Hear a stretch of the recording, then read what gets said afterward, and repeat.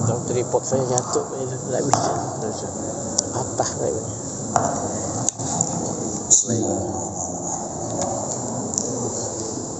Assalamualaikum warahmatullahi wabarakatuh. Assalamualaikum warahmatullahi wabarakatuh. Alhamdulillahil qail ba'da a'udzu billahi as-sami'il 'alim minasy syaithanir rajim.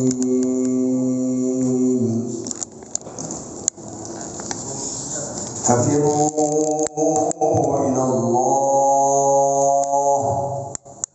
inni lakum minhu nadhirun mubin. Wa la taj'alu ma'allahi ilahan akhar inni lakum minhu nadhirun mubin. Asyhadu an la ilaha illallah wa asyhadu anna Muhammadar Rasulullah. Allahumma shalli wa sallim wa barik ala sayyidina Muhammad wa ala alihi wa ashabihi ajma'in wa ba'd. Qala an-nabi sallallahu alaihi wasallam man qala la ilaha illallah mukhlishan faqad jannah. Wa ma ikhlasuha ya Rasulullah? Qala an tahjizahu an maharibillah. Wa kama qala an-nabi sallallahu alaihi wasallam.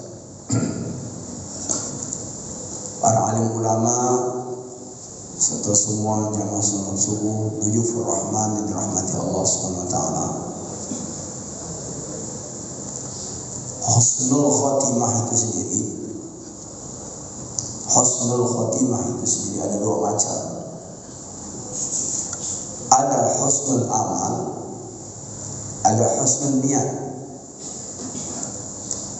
Tidak setiap orang husnul amal itu husnul niat.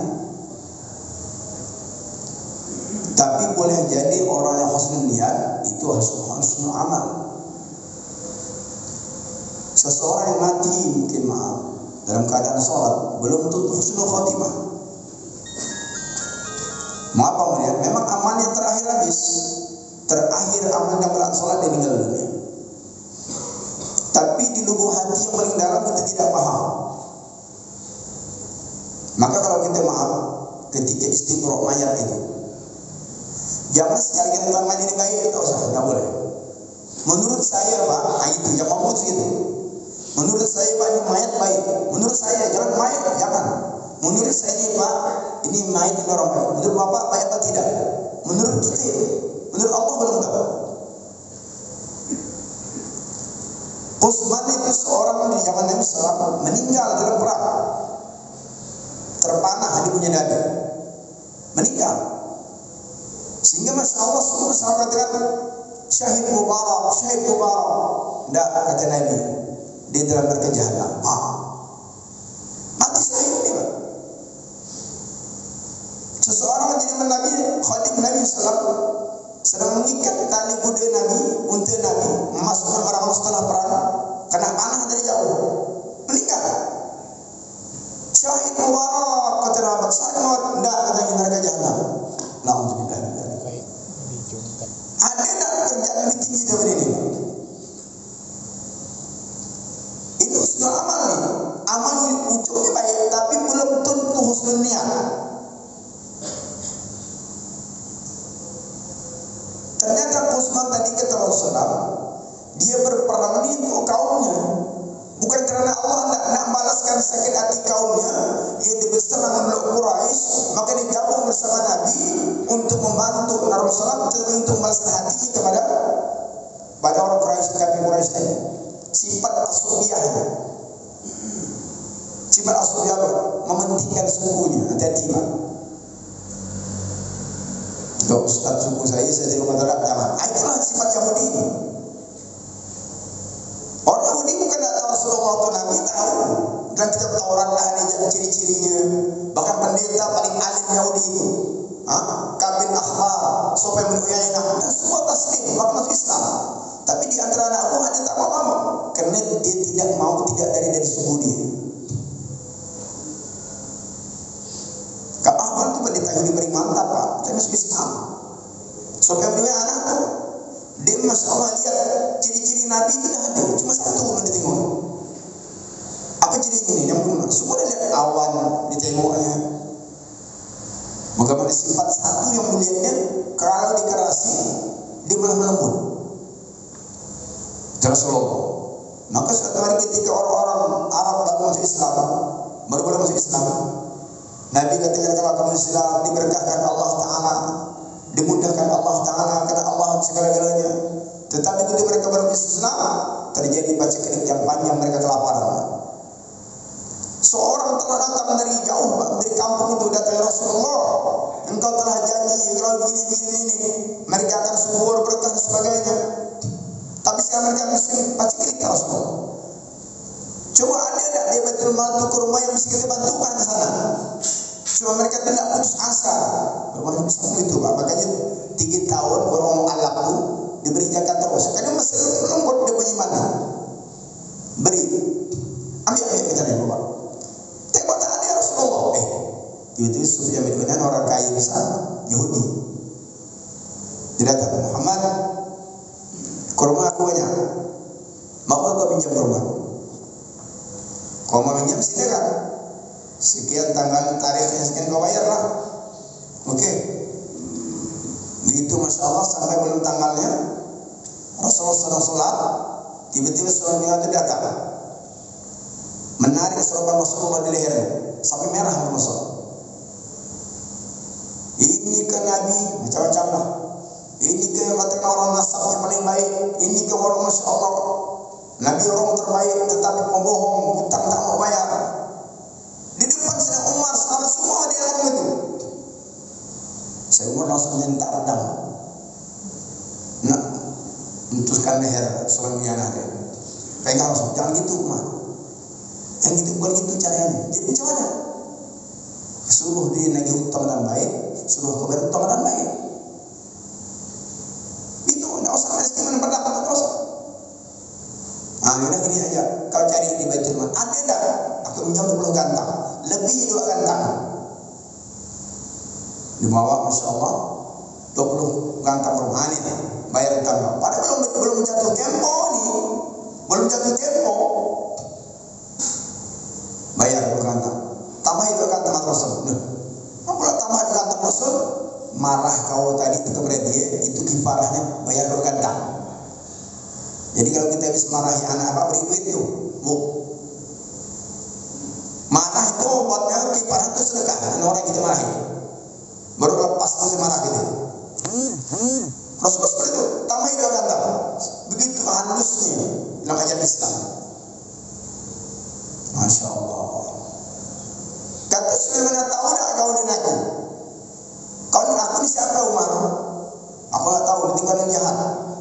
Kalau tidak Nabi saya pegang tangan aku, hilang kepala aku lah. Kau tahu tak aku ni? Siapa? Aku tak kenal. Akulah Sufyan bin Uyainah. Sufyan bin Uyainah pendeta Yahudi paling alim.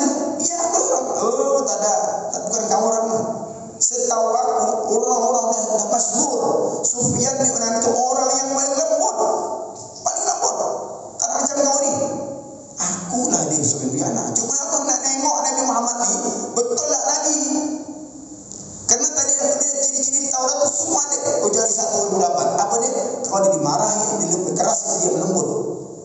Dan sekarang aku telah dapat seperti itu dengan mata kepala aku seorang. Kau saksikan Umar. Asyhadu an la ilaha illallah wa asyhadu anna Muhammad Rasulullah. Gimana dia? Kurang apa Rasulullah? Tahu Pak. Tapi ada sifat kesukuan, hanya jadi kesukuan ini. Yahudi tak mau masuk Islam. Jadi Nabi dah. Yang kedua tadi, pembantu Rasulullah, ketika perang telah terjadi, selesai, maka ghanimah harta rampas perang itu dibawa. Ternyata dinyelipkan 2 putih, tak banyak Pak, saya dengan kocikan. Benda itu belum dibagi dan diselirkan dulu. Hati-hati itu Pak. Korban belum dibagi, dia dibawa sebincing untuk kurma. Hati-hati Bapak. Jangan macam-macam, ini hak umat ni. Ada ni kalau paham lah. Macam mana Ustaz hukumnya kalau kita korban, kami yang motong ni, masak-masak dulu, ambil hati sikit, daging sikit, paha sikit, upah Allah mesti letih. Jangan haram hukumnya. Benda ni haram dibagi. Kecuali kau dah hak kau boleh tak makan. Sama kau nikmat dari atas, jangan kau ambil sebelum dibagi. Dia diambilnya 2-3 butir manik-manik permata letak atau cia. Waktu dia meletakkan itu kena panah dan musuh. Ternyata 2 manik-manik permata itulah yang boleh masuk ke jahanam Allah SWT. Padahal dalam perang ni Pak. Ini husnul amal tapi tidak husnul niat. Ada orang yang mati dalam keadaan sholat, tapi di hatinya yang paling dalam, na'udzubillah min dzalik, summa na'udzubillah min dzalik. Dalam doa dia, Allah, kau dapat aku matilah dalam keadaan sholat, ya Allah. Dalam keadaan ngaji ke, ya Allah, aku matikan. Tapi di hati yang dalam iblis ngomong, bila orang tahu kau ahli ibadah, tiba mati. Betul, makbul dia, mati dalam keadaan sholat. Oh, mantap si anak tu mati dalam sholat, tapi hanya hati Allah yang tahu hatinya. Supaya nanti disebut dalam ahli ibadah, coba lihat aku mati dalam keadaan sholat. Na'udzubillah min dzalik. Karena cacat niatnya, walaupun amalnya baik, tidak diterima Allah Subhanahu wa taala. Maka Nabi sabdakan, "Man qala la ilaha illallah mukhlishan dakhala al-jannah."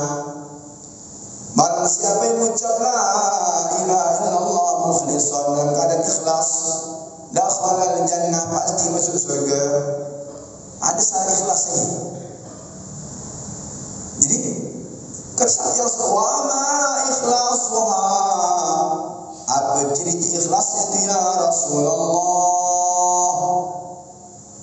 Ada Nabi, qala an ta'jizahu an maharimillah. Ciri-ciri ikhlasnya adalah ucapan la ilaha itu menghalangi dia daripada hal yang diharamkan Allah Ta'ala. Masih Allah masih haram dimakai, masih ada korupsi, masih ada bohong oleh Allah. Belum ikhlas kamu ucapkan Allah. Kata Rasulullah, ucapkan la ilaha illallah, hal ikhlas ciri-cirinya apa? Antahjizahu an maharimillah, menjauhkan jauh daripada hal yang diharamkan Allah Taala. Ada sama-sama kata Rasulullah, saya ada sholat Rasulullah. Nah, kata Nabi, belum sholat. Apabila sholat seseorang tidak menjauhkan dari fahsya dan munkar, belum sholat dia. Walau cuma mengerjakan sholat, belum mendirikan sholat. Boleh bantu. Nah ini dari kita ini. Sebab kita satu yang kita minta dalam hidup ini Pak, qabuliat, bukan masyhuriyat, bukan. Kalau masyhur itu banyak. Pasangnya foto di jalan, masyhur gitu. Tapi maqbuliat yang kita minta, dan ini yang diminta ulama-ulama dulu. Yang bermula Nabi Ibrahim telah minta ini. Wa idh yarfa'u Ibrahimul qawa'ida minal baiti wa Ismail. Rabbana taqabbal minna innaka antas samiul alim. Ingatlah kata Allah, ketika Nabi Ibrahim telah mendirikan tonggak-tonggak nak buat, Masya Allah, Ka'bah Baitullah. Apa doa setelah dibangun Pak? Apa doanya? Rabbana taqabbal minna innaka antas samiul alim. Ya Allah, terimalah kami ya Allah. Inilah yang kita nak minta, nak cari inilah. Ini yang kita minta. Makanya ahli tasawuf, ahli arif billah, setiap amal mereka selalu ucapkan 4 kalimat ini yang sering kita baca, dan saya pun baca ini. Minta pertolongan Allah. Ilahi anta maqsudi. Apa maksudnya Pak? Ya Allah, hanya engkau maksud saya. Dalam seluruh amal jangan ada maksud lain. Maksud satu-satunya anta, bukan antuma, bukan antum. Satu-satunya engkau ya Allah. Satu anta, satu orang, hanya zat Allah. Ilahi anta maksudi. Engkau maksud saya ya Allah. Nak senang ke orang, nak tak senang ke, nak cemberut ke, nak senyum ke, tak ada urusan. Hanya engkau semua. Apa maksudnya Pak? Ikhlas. Ini maksud ikhlas. Tidak peduli dengan keadaan apapun, Pak. Senang, kaya, miskin, susah, berduit, tak berduit, dia tahu datang dari Allah. Sering perintah Allah tetap dilaksanakan. Bismillah. Kalau iman kita ini kan masih iman suasana. Waktu banyak duit dalam dompet tu, dalam rekening, oh kencang ngomong Allah, kuasa Allah tolong kita, duit banyak. Coba tak duit, coba orang bodoh ya kita ni. Hilang oleh mana? Nah ini tidak dilatih, maka ya Allah buat suasana malam, siang, senang, susah, sakit, sihat, itu untuk menguji iman kita supaya ikhlas, istiqomah lah gitu. Maka istiqomah ni Pak, amal yang paling tinggi. Dan amal itu yang paling tinggi istiqomah setelah niat yang ikhlas tu. Makanya wajib dipinta. Kalau tak dipinta, tak dapat pahala. Tak dipinta, Masya Allah tak sah salat kan. Ihdinas siratal mustaqim. Ya Allah kami mohon hidayah jalan yang istiqomah. Petunjuk yang istiqomah. Mustaqim itu istiqomah. Maka istiqomah itu pahala bukan sampai mati, bukan. Istiqomah itu sampai kiamat. Pahala orang tapi istiqomah. Masya Allah. Dalam kitab Subhanallah yang diceritakan, Pak, ngaku orang Islam ini masuk surga selama-lamanya. Padahal hidupnya cuma 60 tahun. Kalau 90 tahun lah hitunglah, masa 60 tahun dia tahan. Potong 15 tahun itu untuk 60 tahun lah, 75 tahun umurnya misalnya. Seharusnya masuk surga itu 60.000 tahun. Karena satu hari di akhirat 1.000 tahun. 60 tahun kalikan 1.000, 60.000 tahun. Habis itu berhenti masuk surga, pindah tempat lain. Kan cuma tak 60 tahun. Mengapa kata Allah orang beriman tak kepada Allah itu selama-lamanya surga? Khalidina fiha abada. Sebenarnya tidak demikian orang maksiat kepada Allah, kufur kepada Allah Ta'ala 60 tahun, masuk neraka 60.000 tahun, bisa sudah keluarga. Tapi ngapa selama-lamanya ke jahanam? Karena nawaitunya, Pak. Nawaitunya tidak lurus istiqomah dalam Islam ini sampai dia mati. Kau sampai kiamat hidup dia, sampai kiamat ada di Islam. Maka sebab niatnya yang istiqomah itu, maka dia masuk surga pun selama-lamanya. Begitu orang maksiat kepada Allah. Maka orang-orang istiqomah 5 waktu sholat berjamaah ni, istiqomah 5 waktu, Masya Allah mulia. Hujan ke, petir ke, kilat ke. Kalau dulu pernah ni Aci saya nanya, cerita dia, Maharaja Imam di sama-sama. Dia tanya pada Kodi di sama-sama. Pak, bagaimana kalau hujan? Sebatas mana hujan kita tidak sholat berjamaah? Kata Maharaja Imam itu, Kodi katakan, kalau hujan kau ambil dan bisa. Kau ambil dan bisa. Mudah kau tudungkan, bagi ke masjid masih basah bajumu, kau boleh tidak ke masjid. Tapi belum basah, kau harus ke masjid. Itu fatwa Maharaja Imam sama-sama. Saking pentingnya menurut panggilan Allah Ta'ala. Karena ilahi anta maksudi. Berapalah besar sikit, Pak. Kecuali dah basah busuk, tak ada apa boleh buat bismillah. Makanya dalam fikih itu ada jamak mator. Jamak itu ada macam-macam. Di antaranya ada jamak mator, jamak hujan. Nah, tapi sekarang dah payah ada jamak hujan, Pak. Kerana ini masjid bagus lah. Kalau zaman Nabi kan Masya Allah, berpah kurungu aja kan. Kemudian ini pertama, ilahi anta maksud dia kita besar apa? Ikhlas. Nah untuk dapat ikhlas, kata ulama ada 5. Kalau 5 ini tidak dibuat, tak ada ikhlas, Pak. Tak ada ikhlas. 1 berbuat atas perintah Allah. Apa yang kita buat? Nama itu, ini perintahmu ya Allah. Ustaz yang lain, Ustaz berkah. Kalau aku buat ini nyaman lah saya, tenang saya aku ni. Kau buat ni tampak bos pula kerjaan aku. Aku sedih buat ini, Masya Allah proyek aku lancar dan saya. Jangan. Ngapa sholat, ngapa sedekah, perintah Allah. Titik. Kalau ada perintah Allah, pasti Allah beri kebaikan. 1. Yang kedua dengan cara Rasulullah. Ada orang ikhlas, Pak. aku nih Ustaz, kok sholat di rumah ikhlas Ustaz. Sedap di rumah tu. Beri wangi-wangian, Masya Allah. Situ tu karpet agak tebal di rumah tu. Baca panjang-panjang. Saya taruh gambar guru di depan tu. Khusyuk, saya bisa nangis Ustaz. Kau baca dah ikhlas saya Ustaz. Tertipu kau tu Pak. Itu tertipu, itu ikhlas nafsu kau. Nabi ikhlas dia cara Nabi itulah ikhlas. Karena la ilaha illallah adalah tariq, adalah hakikat iman. Muhammad Rasulullah tariqat iman. Tak mungkin orang menuju Allah nak lewat jalan Nabi, tak mungkin. Kalau ada orang bisa jumpa Allah tak lewat Nabi, tetap dia tak akan sampai. Kalau ada orang berbuat di atas syariat Nabi SAW, itu kan ikhlas, itu nafsu, tertipu oleh syaitan. Hati-hati Pak. Rasanya ikhlas, rasanya betul, tapi tidak corona. Maka kita nak belajar. Tanya ulama warasatul anbiya. Ini dua cara ikhlas. Perintah Allah dengan cara Rasulullah. Dengan cara Rasul kita Pak. Walaupun ikhlas dalam itu tak ikhlas, itu nafsu. Yang ketiga ciri ikhlas, berikhlas ini dalam amal merasa dibantu Allah. Maka kita di solat disunahkan doa oleh Rasulullah.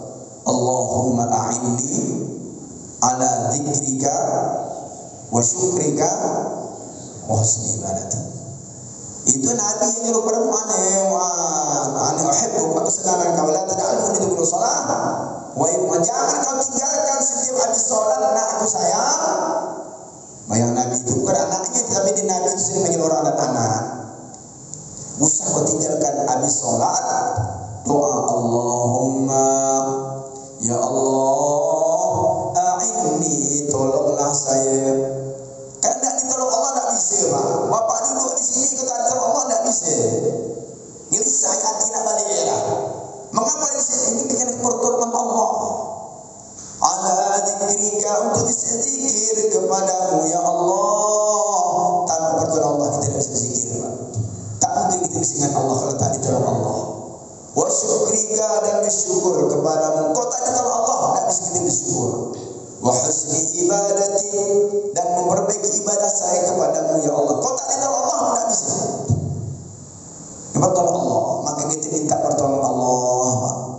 Dan setiap minta tolong Allah, bahkan ketika nak mati minta ditolong Allah, mampu mengucap la ilaha illallah, minta tolong Allah. Maka sahabat itu tak pernah menang perang kata ulama, tapi dimenangkan Allah.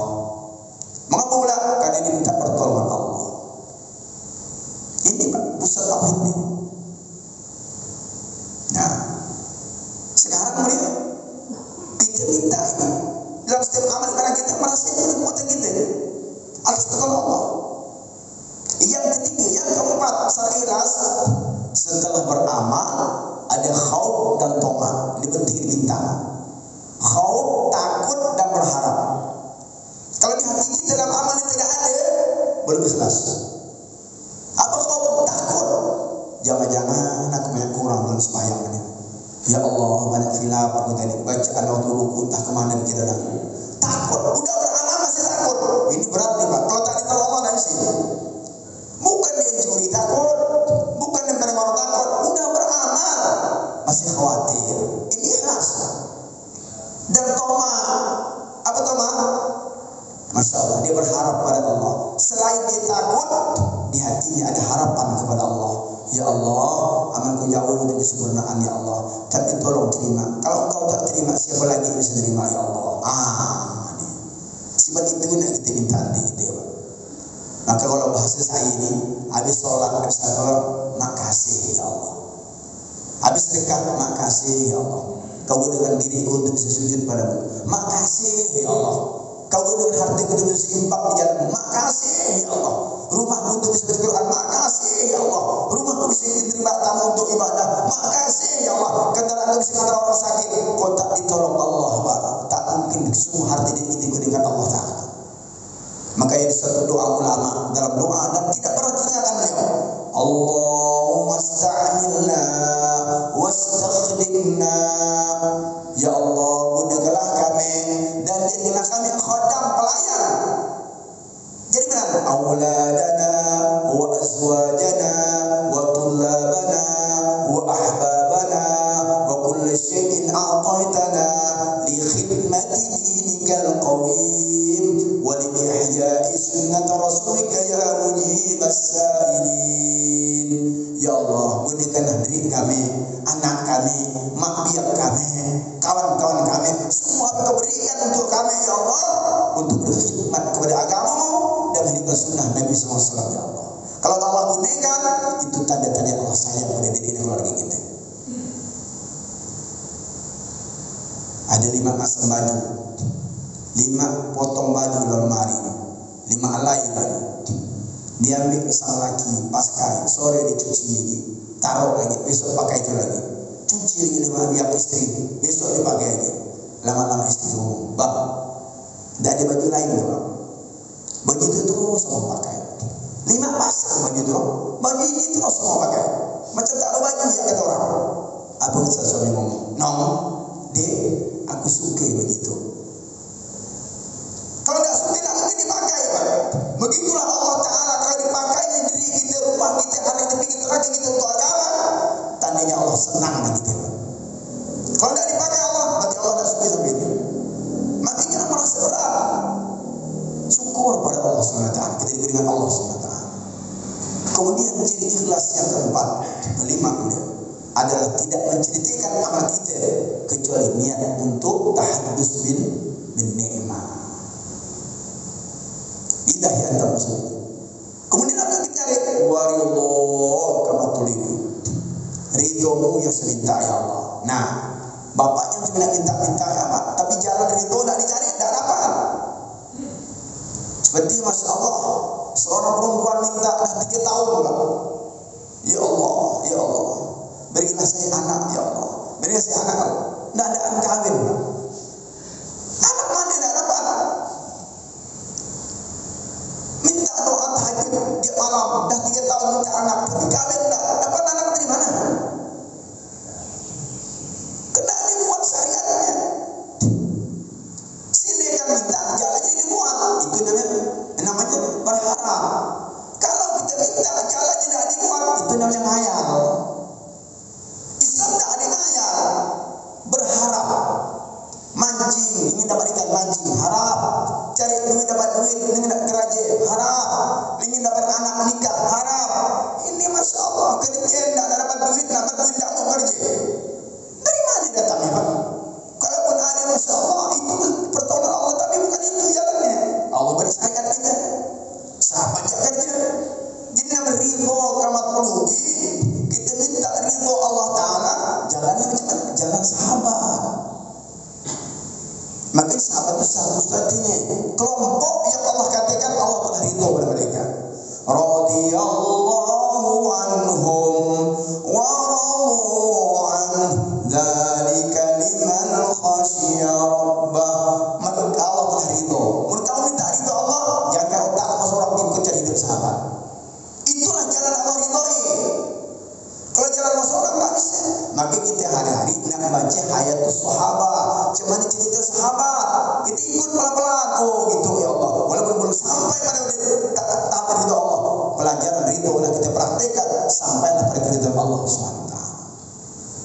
Ini penting Pak. Ini jalan yang kita buat. Ridho kama tulubi. Seorang yang belajar berdagang, tanyalah pedagang. Kalau bapak ini ingin belajar buat tempayan, tanya saya. Karena saya memang buat tempayan. Jangan bapak Masya Allah yang tempayan tukang ikan, tidak nyambung Pak. Kalau bapak ingin mendapat ridho Allah, tidak contoh sahabat, tidak nyambung.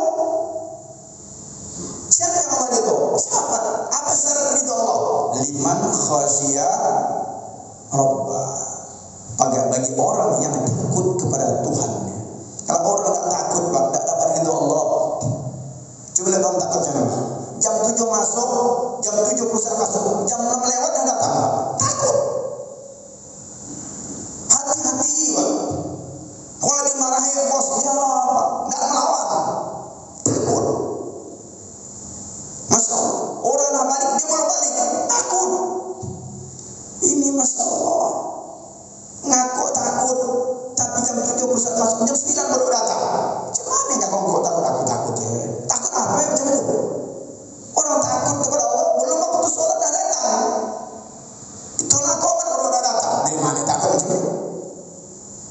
Kita mesti paham makna ridho. Kita dulu kan maunya Allah. Datang bawa hadiah dan bos pisang bos, takut dipecah. Hati-hati nama kita kalau dipecat kita dari orang beriman. Alhamdulillah. Nah itu ridho. Bukan ridho itu hanya ucapan. Maka saya katakan, Masya Allah, amal kita ini disambung ke hati, Pak. Kalau amal cuma tidak sama ke hati, tidak sampai kepada Allah. Makanya ada seorang, Masya Allah, yang berdoa, tapi hatinya tidak nyambung, tidak terima Allah. Salah satu doa yang terima Allah ya, mulutnya ngomong, hati ke pasar. Macam mana tidak terima Allah? Ya Tuhan kami, tolonglah kami. Pikiran-pikiran ayam belum masuk kandang, mana bisa terima? Nyambung. Yang terakhir, permintaan setelah ridho qaulubi, permintaan pertama, a'tini mahabbataka. Itulah permintaan paling tinggi setelah hidayah. Saya minta kasih sayangmu ya Allah. Kalau Allah dah sayang, Pak, tidak ada urusan. Seorang cinta pada seseorang ini, semua aibnya tidak dipandang Allah. Orang kalau ada cinta pada calon istrinya, apapun bentuk calon istrinya, cantik bismillah. Maka cinta. Rumahnya jauh menjadi dekat. Gelap pun rasa terang. Capek pun tidak capek. Maka cinta.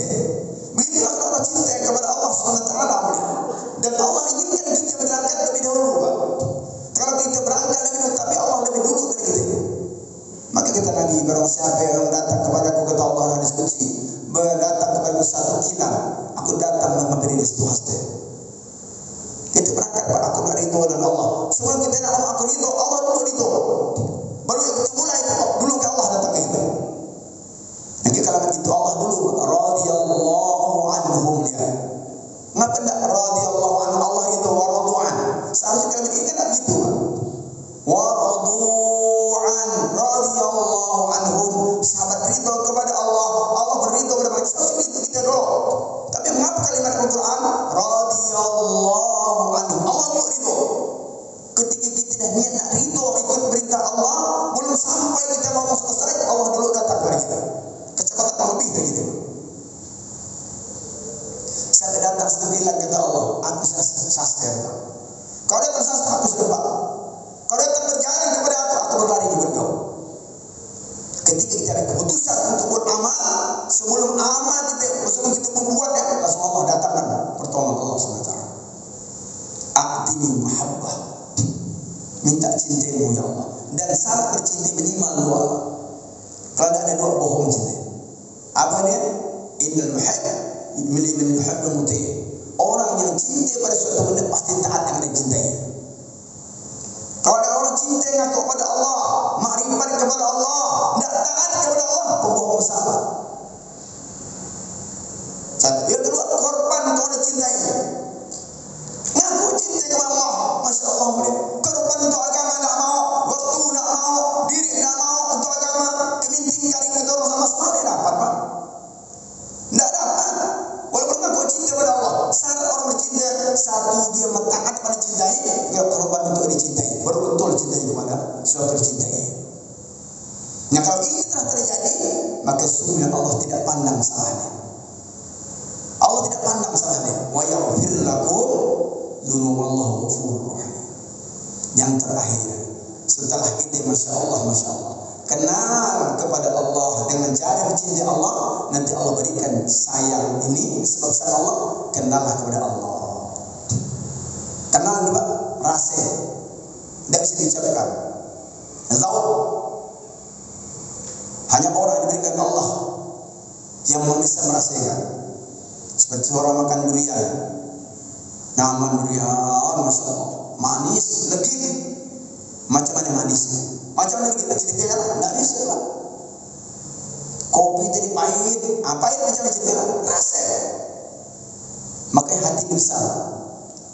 Yang mulut tidak mampu membicarakannya, hati bisa menampung.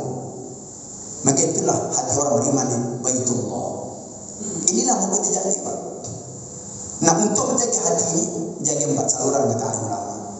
1, jaga mati kita, jaga telinga kita, jaga mulut kita, jadi pikiran kita. Kalau ini dijaga, ini lurus. bagus.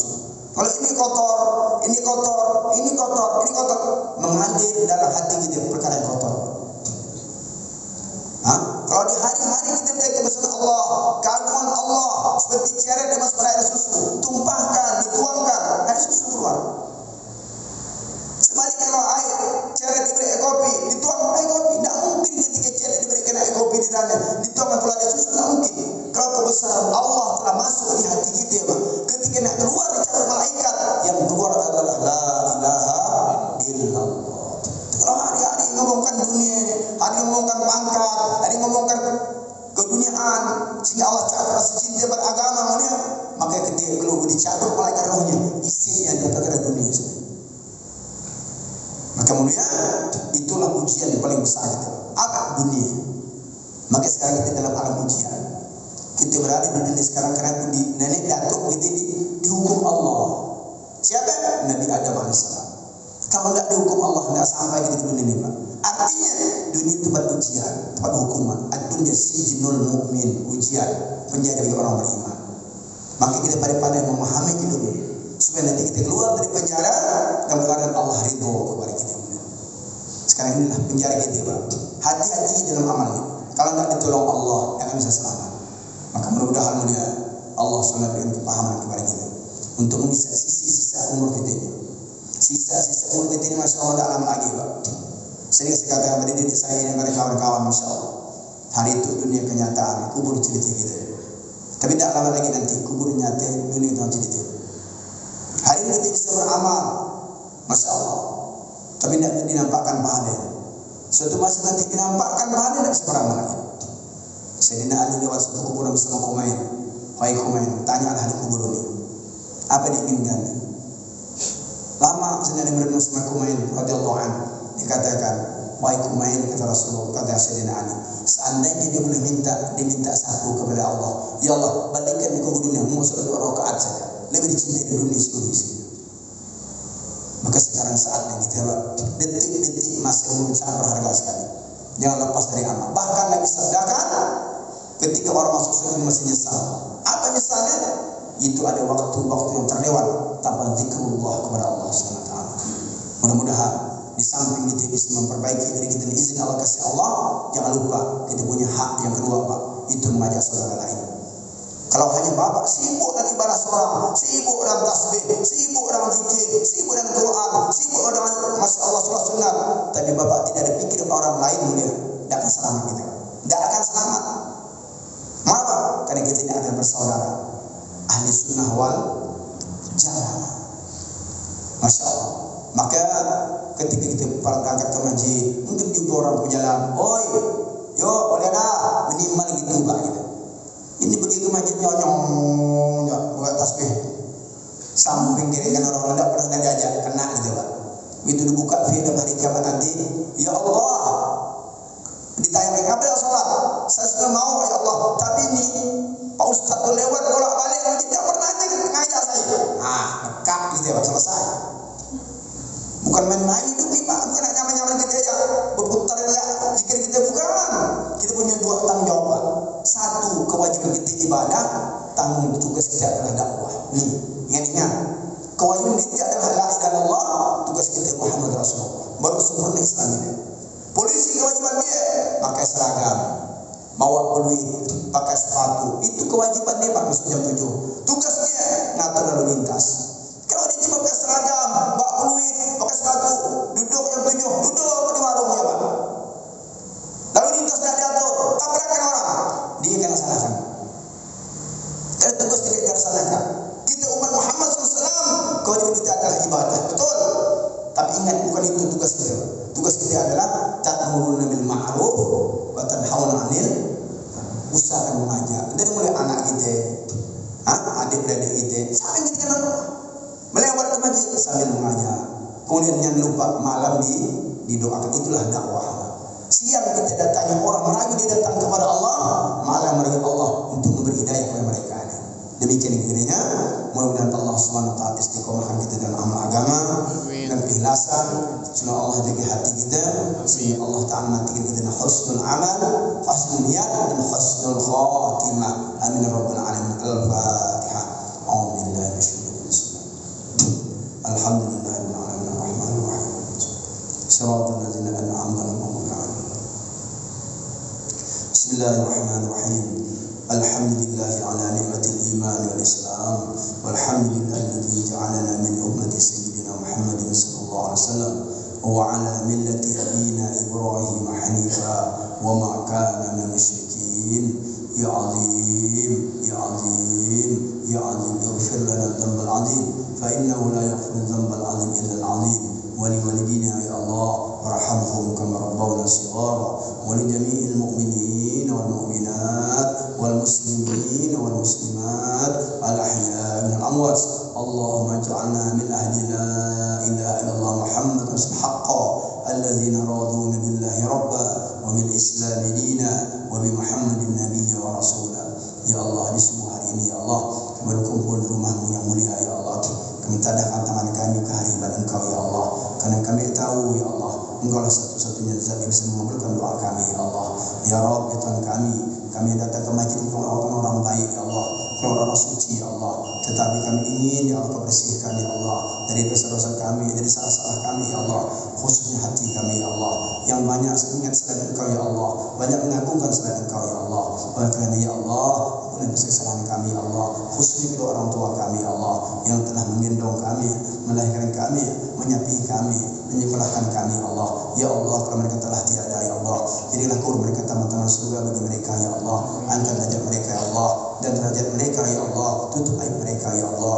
Kalau kami dan mereka masih hidup ya Allah, mereka akan umur kami dengan ketaatan kepadamu ya Allah. Kerana kami tahu ya Allah, tidak ada lebih tinggi nikmat dengan taat kepadamu ya Allah, dan tidak musibah lebih besar dengan maksiat kepadamu ya Allah. Oleh kerana ya Allah, berkahkanlah sisa umur kami ya Allah, harta kami ya Allah, anak istri kami, suami kami ya Allah, segala sesuatu kebaikan kepada kami ya Allah, sehingga jadi saksi baik nanti di hari kiamatmu ya Allah. Ya Allah, dengan datang ajal kami ya Allah, yang Kau cabut nyawa kami ya Allah, semoga Kau lunaskan hutang-hutang kami ya Allah. Ya Allah, Kau ambil nyawa kami ya Allah, semoga Kau ridho kepada kami ya Allah, dan Kau ambil nyawa kami ya Allah, semoga Kau ampuni dosa-dosa kami ya Allah. Ya Allah, ya Allah, boleh pada akhir kalam kami ya Allah, tolonglah kami untuk mengucapkan kalimat la ilaha illallah Muhammad sallallahu ya Allah. Rabbana atina fid dunya hasanah wa fil akhirati hasanah wa qina adzabannar wa adkhilna al-jannata wal abrar ya aziz ya rabbal alamin. Wassallallahu alhamdulillahi rabbil alamin. Subhanallah wa bihamdihi, subhanakallahumma wa bihamdika, asyhadu an la ilaha illa anta astaghfiruka wa atubu ilaik. Subhana rabbika rabbil izzati amma yasifun, wassalamu alaikum warahmatullahi wabarakatuh. Waalaikumsalam warahmatullahi wabarakatuh.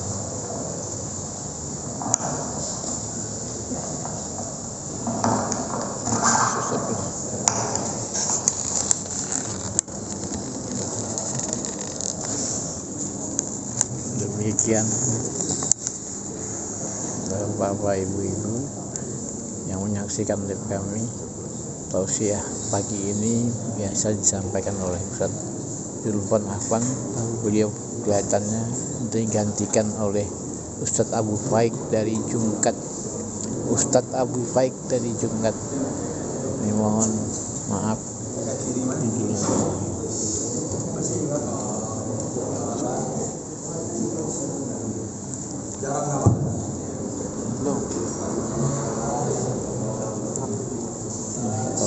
Saya akhiri live saya ini. Terima kasih. Assalamualaikum warahmatullahi wabarakatuh.